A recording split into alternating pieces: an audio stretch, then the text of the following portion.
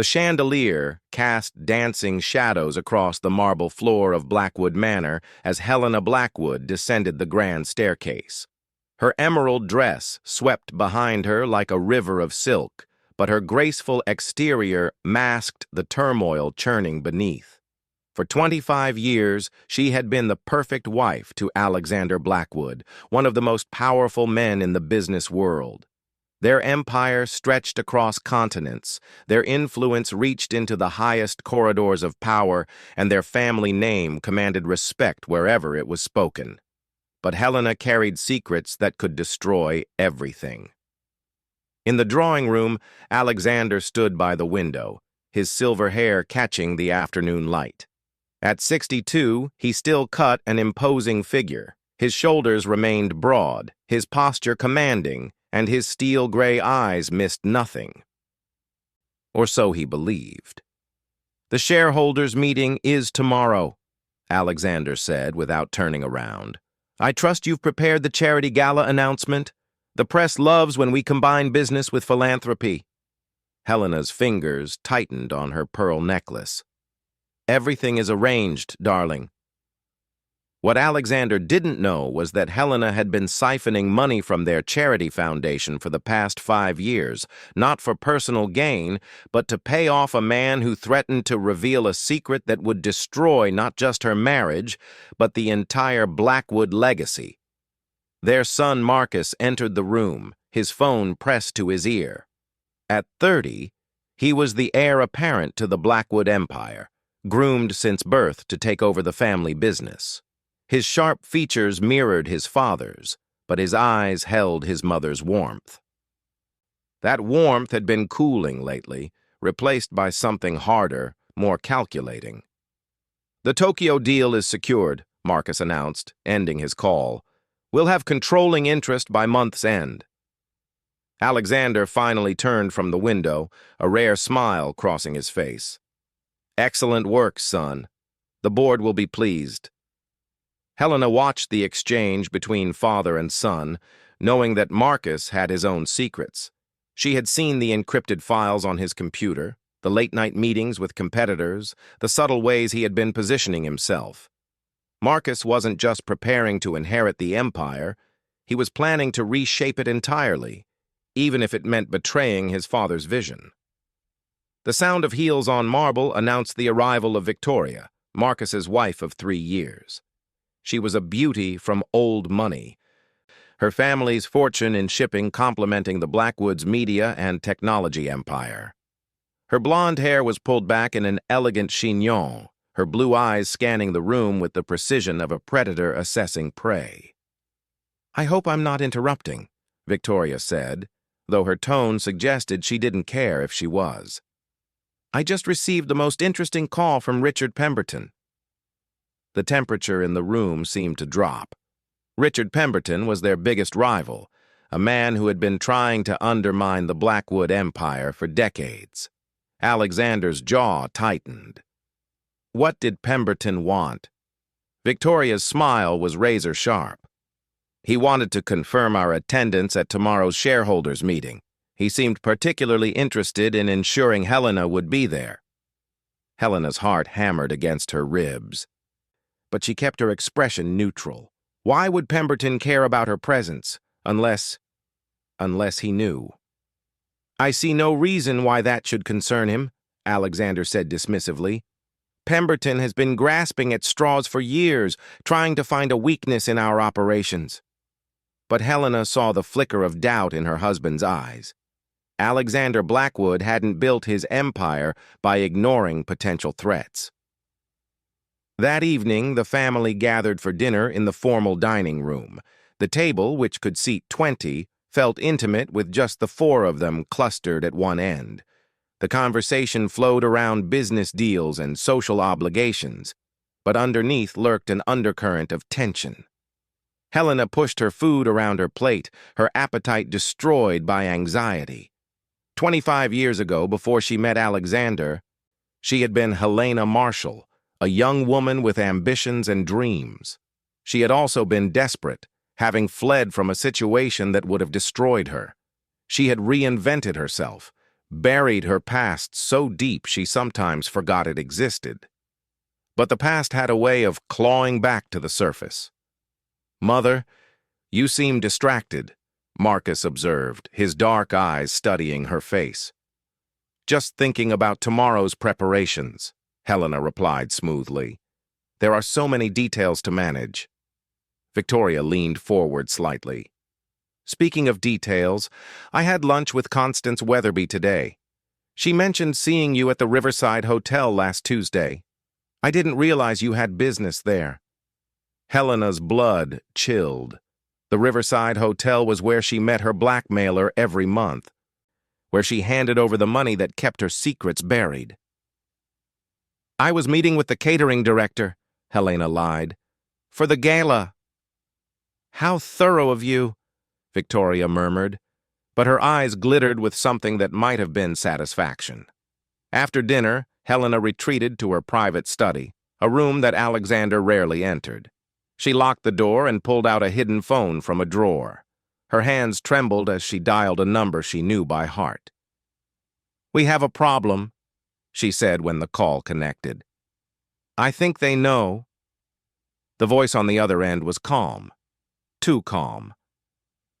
"Then perhaps it's time for the truth to come out, Mrs. Blackwood. After all, I've been very patient." "You promised," Helena whispered desperately. "I've paid everything you asked." "Promises are like business deals, Mrs. Blackwood. Sometimes they need to be renegotiated." The line went dead. Helena sank into her chair, her carefully constructed world beginning to crack. She thought about the young woman she had been, the choices she had made, the life she had built on a foundation of lies. Tomorrow at the shareholders' meeting, everything could come crashing down. Meanwhile, in his own study, Marcus was having a very different conversation. The man on his video call was Jiang Wei, a Chinese billionaire who had been quietly buying shares in Blackwood Industries through shell companies. "Everything is proceeding as planned," Marcus assured him. "After tomorrow, my father will have no choice but to step down." "And you're certain you can deliver?" Zhang asked. Marcus glanced at a folder on his desk, filled with evidence of his father's aggressive business tactics, some of which crossed legal lines. "My father built this empire on the principle that winning was everything. He's about to learn that even emperors can fall." After ending the call, Marcus walked to his window, looking out at the city lights below. He had loved his father once, admired him, wanted to be him, but years of watching Alexander crush competitors, destroy lives, and prioritize profit over people had hardened Marcus's heart. The son would succeed where others had failed in bringing down Alexander Blackwood, even if it meant destroying his own family. In the master bedroom, Alexander stood in the darkness, having dismissed the servants early. He held a photograph in his hands, one he kept hidden in his private safe. It showed a young woman with dark hair and frightened eyes. Not Helena, someone else, someone from long before his marriage, someone whose disappearance had never been solved. He heard footsteps in the hallway and quickly returned the photo to the safe. Helena entered, already dressed for bed. "Can't sleep?" she asked. "Thinking about tomorrow," Alexander replied. "Pemberton is planning something. I can feel it." Helena climbed into bed, pulling the covers up to her chin. "Whatever happens, we'll face it together. As we always have." Alexander joined her, but sleep eluded them both. They lay side by side, each lost in their own thoughts, their own secrets, their own plans for tomorrow. As midnight approached, Victoria sat in her own room, typing on her laptop. The email she composed was brief, but devastating. "Mr. Pemberton, as discussed, I have gathered all the necessary documentation. The Blackwood family's darkest secrets will be revealed at tomorrow's meeting. My price remains the same: control of the European divisions and a seat on the board. Victoria Blackwood." She hit send and smiled. She had married Marcus for his name and position, but she had no intention of remaining merely a Blackwood wife. Tomorrow, she would emerge as a power player in her own right. The night deepened over Blackwood Manor, and in separate rooms, 4 people prepared for a confrontation that would shatter their family forever. Each believed they held the winning hand. Each thought they understood the game being played. None of them suspected that the biggest secret of all was about to surface, one that would make their individual betrayals pale in comparison. As the clock struck midnight, a figure watched the manor from the shadows across the street. Samuel Chen had waited 25 years for this moment. Tomorrow, at the shareholders' meeting, he would finally reveal the truth about who Helena Blackwood really was, and more importantly, what she had done to escape her past. The money she had been paying him was never about blackmail. It was about justice. The Blackwood Empire, built on a foundation of lies and betrayal, was about to face its reckoning. And when the dust settled, none of them would be left standing. Dawn broke over the city with an unusual crimson hue, as if the sky itself knew that blood would be spilled today. Not literally, but the metaphorical bloodletting of reputations, legacies, and carefully constructed lies. Helena Blackwood stood at her bathroom mirror, applying makeup with hands that barely trembled. 25 years of practice had taught her to hide her fear behind a mask of elegance. The shareholders' meeting was set for 10 o'clock. 3 hours to maintain the facade. 3 hours before everything she had built came crashing down. Downstairs, Alexander was already in his study, reviewing documents with his team of lawyers. He had sensed the circling sharks and spent the night preparing his defenses. What he didn't know was that the greatest threat sat at his own breakfast table. Marcus arrived early at the Blackwood Industries headquarters, a gleaming tower of glass and steel that dominated the financial district. He rode the elevator to the top floor, each ascending number marking another step toward his father's destruction. In his briefcase were documents that would prove Alexander had bribed government officials, manipulated stock prices, and destroyed evidence in multiple investigations. Marcus had spent 2 years gathering this proof, 2 years pretending to be the loyal son while plotting his father's downfall. But Marcus wasn't the only one with plans. Victoria entered the building through the parking garage, where Richard Pemberton waited in a black sedan. She slipped into the back seat, her designer heels clicking against the pavement. "You have everything I requested?" Pemberton asked. His face was gaunt, marked by years of bitter rivalry with Alexander Blackwood. Victoria handed him a flash drive. Financial records, private communications, and something special. Proof that Helena Blackwood is not who she claims to be. Pemberton's eyes glittered with satisfaction. "And you're certain about your demands?"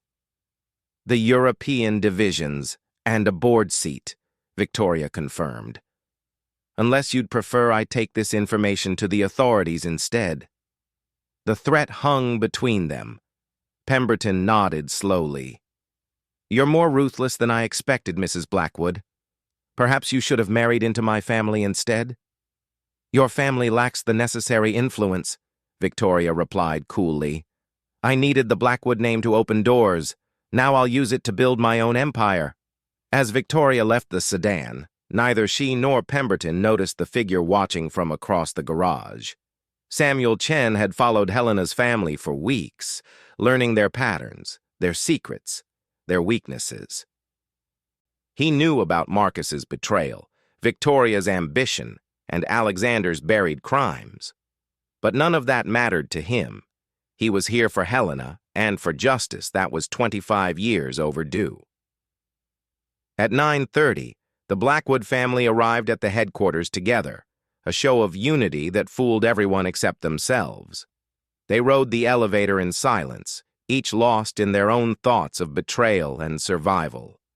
The boardroom was already filling with shareholders, journalists, and business rivals. The annual meeting was always a spectacle, but this year the attendance was unprecedented. Word had leaked that something momentous would happen, though no one knew exactly what.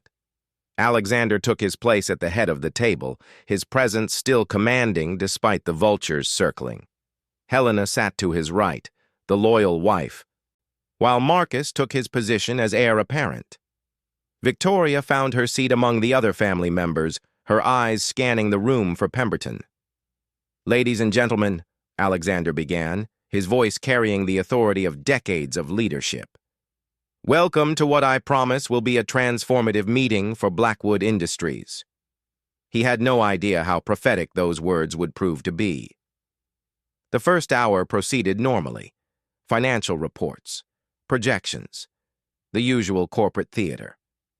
Then Pemberton stood up. "I'd like to address some concerns about the company's governance," he said smoothly. "Specifically, questions about financial irregularities in the Blackwood Foundation." Helena's mask finally slipped.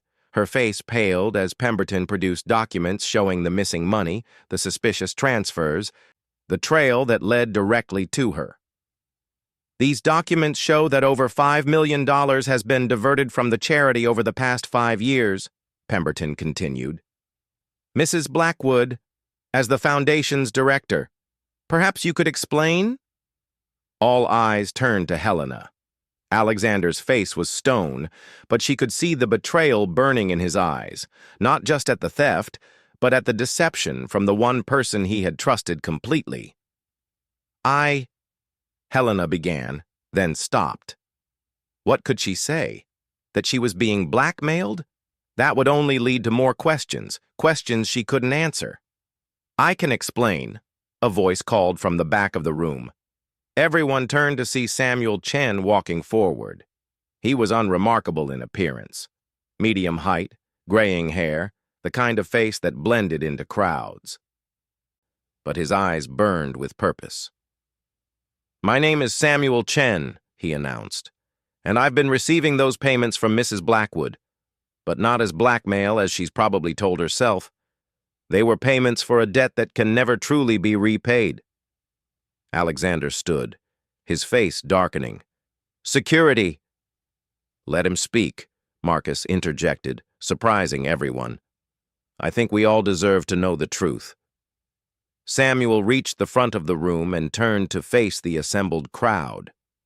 25 years ago, Helena Marshall, that was her name then, worked as a nurse in a private clinic in San Francisco. The clinic catered to wealthy clients who needed discreet medical care. One night, a young woman came in, pregnant and desperate. She had been attacked, and the baby wasn't her attacker's.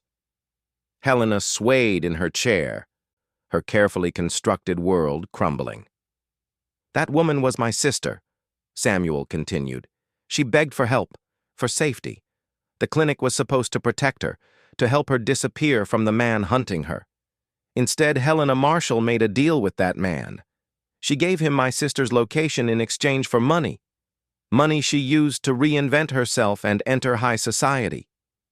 Gasps echoed through the boardroom.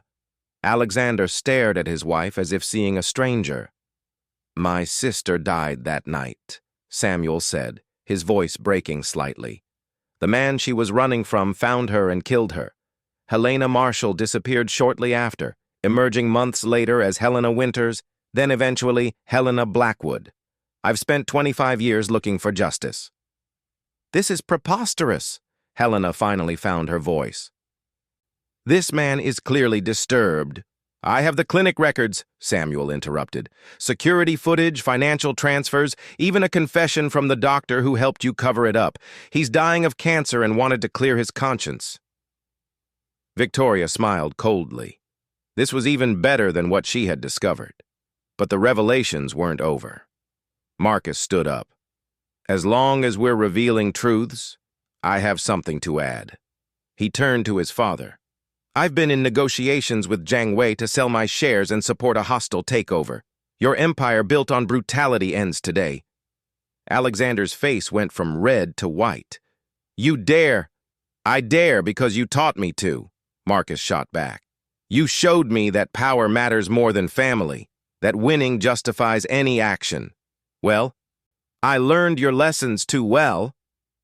The boardroom erupted in chaos. Shareholders shouted questions, journalists frantically took notes, and security tried to maintain order. But Alexander Blackwood hadn't built an empire by crumbling under pressure. He raised his hand for silence, and remarkably, got it. "My son thinks he knows about brutality," Alexander said quietly. "My wife has hidden a terrible past, but since we're confessing sins today, let me share one of mine." He pulled out the photograph from his jacket, the one from his safe. "This is Maria Santos. She was Richard Pemberton's first wife." Pemberton went rigid in his seat. "28 years ago, Pemberton and I were partners," Alexander continued. "Maria discovered that Richard was embezzling from our company. She came to me with proof, but instead of helping her, I saw an opportunity. I told Richard about her plans to expose him.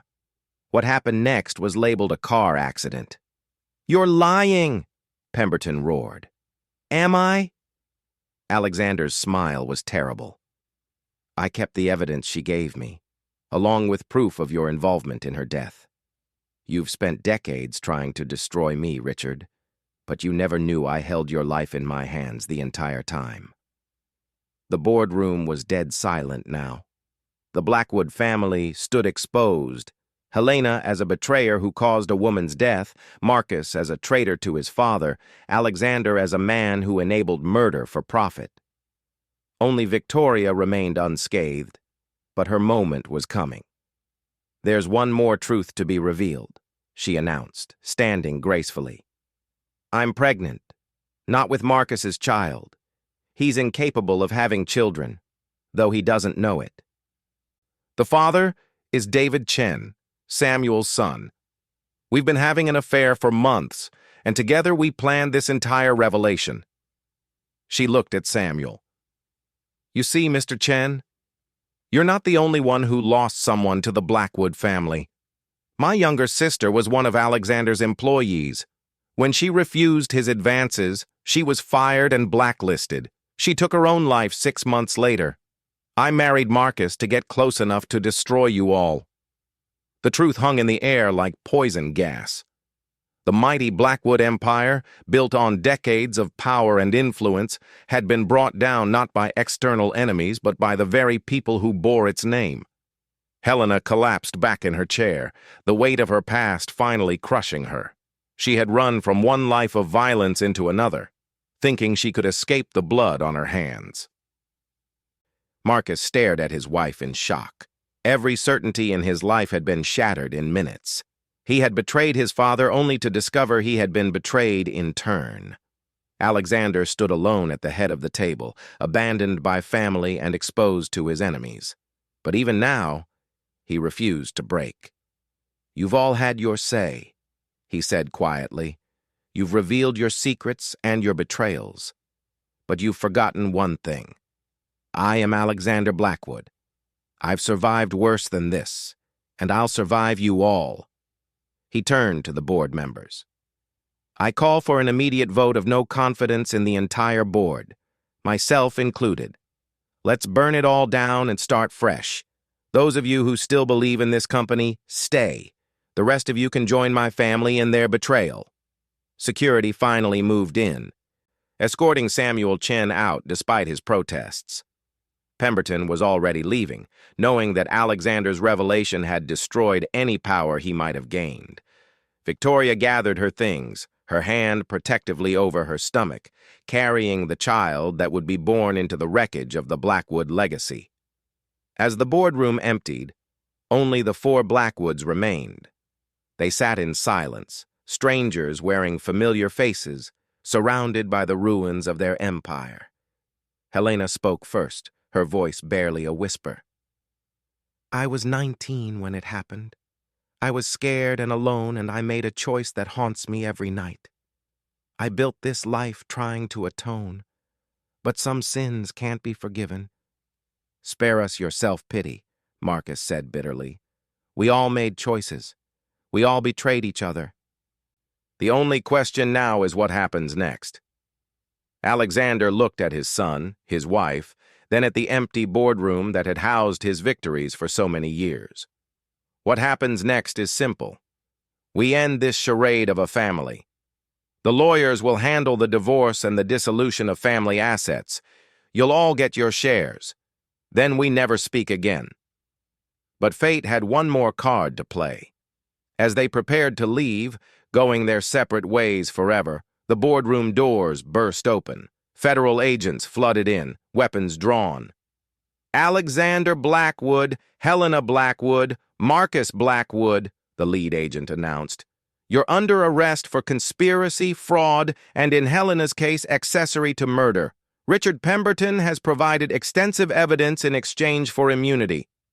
As the handcuffs clicked into place, Alexander actually laughed. It was a sound devoid of humor, full of bitter appreciation for the final betrayal. Of course he did, Alexander said. The one enemy I showed mercy to is the one who destroys me. How poetically just. As the Blackwoods were led away, Victoria watched from the hallway. She had escaped the arrests, her crimes limited to adultery and corporate espionage that Pemberton hadn't known about. She placed a hand on her stomach, thinking about the child growing within, a child who would carry both the Chen need for justice and her own thirst for revenge. The Blackwood Empire had fallen, but from its ashes something new would rise. Whether it would be better or worse remained to be seen. 6 months later, the Blackwood name had become synonymous with scandal. News outlets dissected every aspect of the family's downfall with voracious appetite. The trial was dubbed the trial of the century by media outlets competing for the most sensational coverage. But behind the headlines and courtroom drama, 4 lives were being rebuilt from the ashes of their former glory. Helena sat in her federal holding cell, awaiting transport to the courthouse. Her designer clothes had been replaced with standard prison gray, her perfectly styled hair now pulled back in a simple ponytail. She had lost 20 pounds, not from vanity but from the weight of guilt that made food taste like ash. Her lawyer, a young public defender named Sarah Kim, reviewed the case files one more time. The prosecution is offering 20 years if you plead guilty to accessory to murder and fraud. It's better than life. Helena traced patterns on the metal table. 20 years, she repeated. I'll be 70 when I get out. You could be out in 12 with good behavior, Sarah said gently. Helena thought about the woman she had been at 19, desperate and frightened. She thought about Samuel Chen's sister, about the life that was lost because of her greed. I'll take the deal, she said quietly. It's time I paid for what I did. In another part of the city, Alexander sat in a luxury prison, minimum security for white-collar criminals. Even here, he commanded respect. Other inmates, mostly fallen executives and corrupt politicians, treated him like royalty. He had already begun building a new network, planning his return. His lawyer, Thomas Hartwell, brought news that made Alexander smile for the first time in months. The offshore accounts in the Caymans are still secure. The government couldn't trace them. You'll have roughly 50 million waiting when you get out. How long? Alexander asked. With the plea deal, 7 years. You'll be 69, still young enough to start over. Alexander nodded. He had lost his empire, his family, his reputation, but he hadn't lost his ambition. 7 years was nothing. He had spent longer than that building his first company. This time, he would be smarter, more careful. The Blackwood name was dead, but Alexander would rise again under a new identity.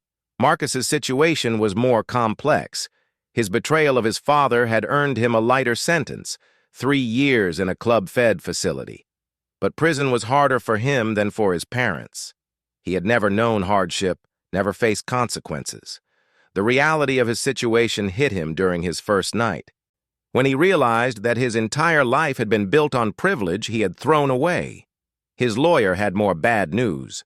Victoria filed for divorce. She's claiming the child isn't yours and demanding no financial support. Marcus laughed bitterly. Of course she is. She got what she wanted. The Blackwood fortune is destroyed, and she walks away clean. There's more, the lawyer continued reluctantly.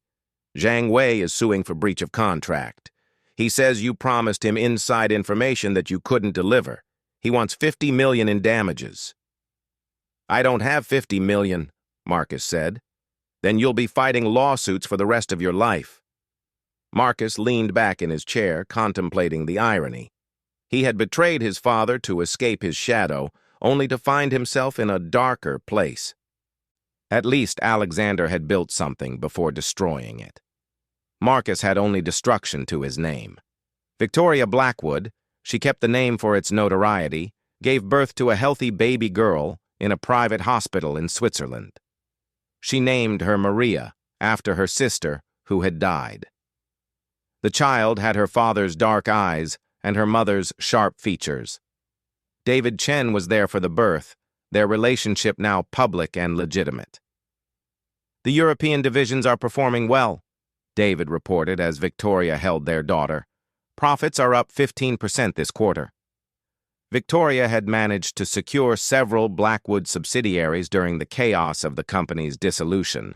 While the family rotted in prison, she built her own empire from their corpses. It was poetic justice, she thought. What about your father? Victoria asked. David's face hardened. He's satisfied that justice was served. He's returned to China and wants nothing more to do with any of this.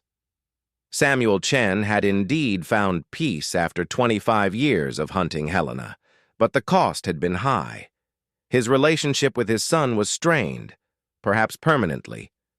David had fallen in love with Victoria during their conspiracy, choosing her over his father's wishes. Another family destroyed by the Blackwood curse. The trial itself was a spectacle that dominated news cycles for months. Each revelation was more shocking than the last. The prosecution painted a picture of a family so corrupt, so willing to betray each other, that they deserved no mercy. Helena's testimony was the most damaging. She told the truth about that night 25 years ago, about the choice she made to save herself at the cost of another woman's life. She spoke without tears, without excuses, accepting the weight of her actions. I told myself I was building a better life, she said from the witness stand. But I built it on blood. Every charity gala, every good deed was an attempt to balance the scales. But some debts can't be repaid. Alexander's testimony was different. He showed no remorse, no acknowledgement of wrongdoing. Even facing life in prison, he maintained that everything he did was justified by the rules of business. In war and business, there are winners and losers, he stated coldly. I chose to win. If that makes me a criminal in your eyes, so be it. But every person in this courtroom has benefited from the systems I helped create. You condemn me while enjoying the fruits of my labor. Marcus tried to position himself as a victim of his father's influence, but the strategy backfired. The prosecution showed email after email of Marcus actively planning the betrayal, seeking personal gain rather than justice. You weren't trying to stop your father, the prosecutor said. You were trying to replace him. Marcus had no response to that truth. The sentences came down like hammers. Helena received 18 years for her role in the death of Samuel's sister and the financial fraud. Alexander got 25 years for a lifetime of financial crimes and conspiracy. Marcus received 5 years, his cooperation earning him leniency. As they were led away in chains, none of them looked at each other. The family that had once stood as a symbol of power and success was now just 3 strangers heading to different prisons. The Blackwood Industries building was sold to a tech startup. The manor was purchased by a foreign investor who turned it into a boutique hotel. The art collection, the cars, the jewelry, all auctioned off to pay legal fees and settlements. Within a year, it was as if the Blackwood Empire had never existed. But the ripples of their fall continued to spread. Thomas Hartwell, Alexander's lawyer, was found dead in his office 6 months after the trial. The official cause was a heart attack, but rumors persisted that he had been eliminated to prevent him from revealing the location of more hidden assets. The offshore accounts he had mentioned to Alexander were mysteriously emptied the day after his death.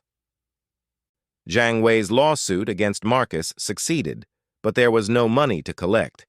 Frustrated, Jiang turned his attention to other ventures, but he never forgot the humiliation of being outmaneuvered by the Blackwoods.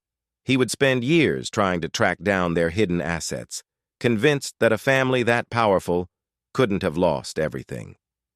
Victoria's new empire grew rapidly. She had learned from the Blackwoods' mistakes.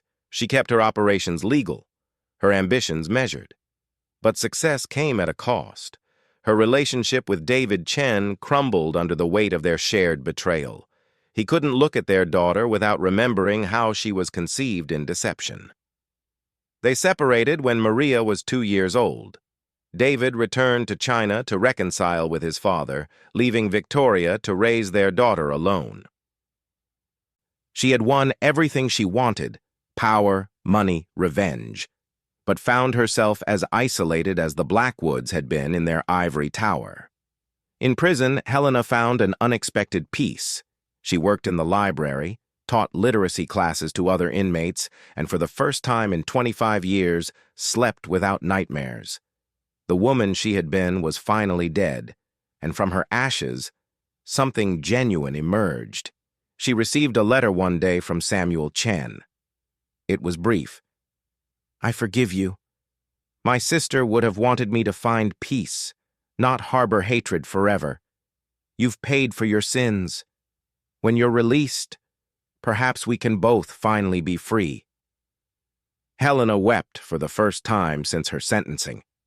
Alexander adapted to prison like he had adapted to everything else in life, by dominating it.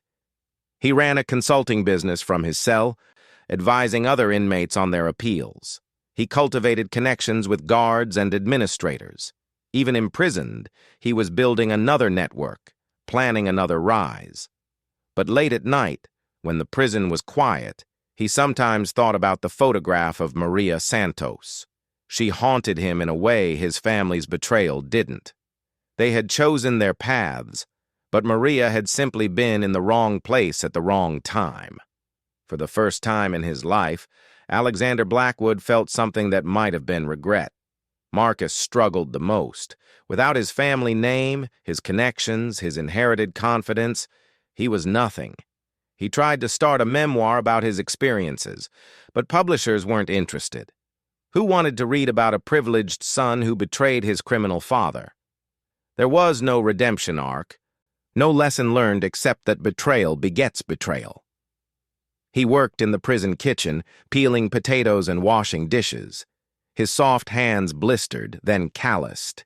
He learned humility through humiliation, pride stripped away layer by layer until only the core remained. And at that core, Marcus discovered he was empty. He had defined himself in relation to his father, first as heir, then as rebel.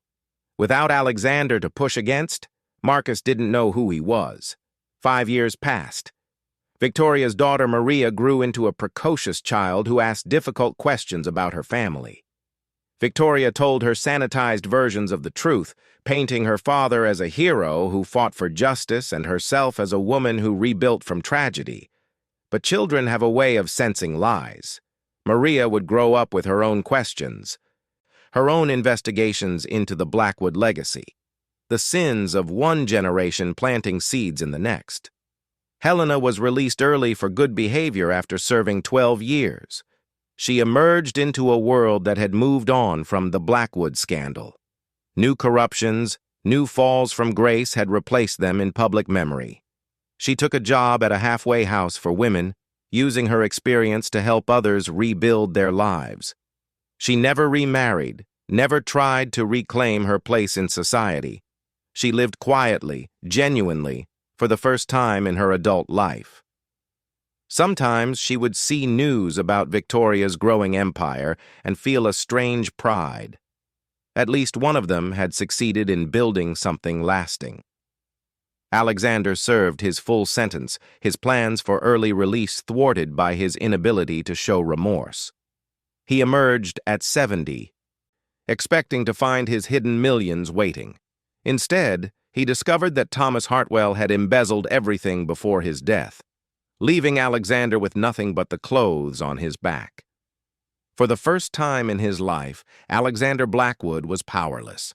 No money, no connections that mattered, no fear-inspiring reputation. He was just an old man with a criminal record and expensive tastes he could no longer afford. He ended up in a small apartment, living on Social Security, watching the world he had once commanded from the outside. He never contacted Helena or Marcus. Pride, the only thing he had left, wouldn't allow it. Marcus was released to find Victoria had left him a final gift. She had legally changed their divorce decree to acknowledge him as Maria's father, despite the biological truth.